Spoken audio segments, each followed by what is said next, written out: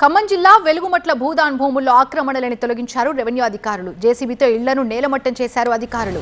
ఆక్రమణలను తొలగించే క్రమంలో పోలీసులతో స్థానికులు వాగ్వాదానికి దిగారు. ఖాళీ చేసేందుకు కనీసం గడువు కూడా ఇవ్వకుండా కూల్చివేశారంటూ ఆవేదన వ్యక్తం చేశారు స్థానికులు. కొన్నేళ్లుగా ఇక్కడే ఉంటున్న తాము ఇప్పటికిప్పుడు ఖాళీ చేసి వెళ్లమంటే ఎక్కడికి వెళ్ళాలి అంటూ ఆందోళన వ్యక్తం చేశారు. 30 ఎకరాల్లో పూరిళ్లు వేసుకున్నారు స్థానికులు. కొన్నేళ్లుగా కోర్టులో భూదాన్ వివాదం నడుస్తుంది.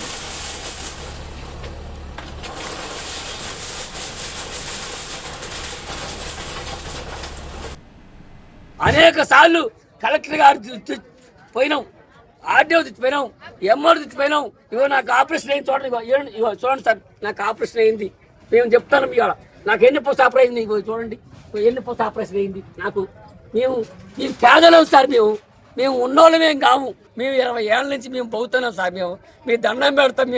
మేము ఏం చేయలేము సార్.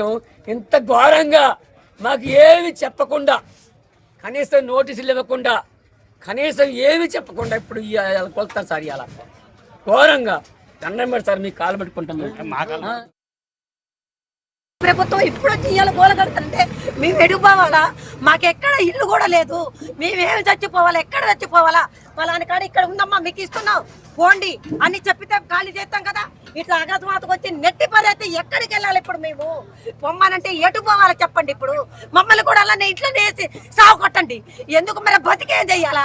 రూపాయికి రూపాయి కూడా పెట్టుకొని పిల్లలు కష్టపడి కట్టిర్రు. నా భర్తకి చేత కాదు. నేను ఒక లాయర్ గారి ఇంటి పిల్లలు ఎత్తుకోవటానికి పోతే నా ఇంట్లో గడుస్తుంది.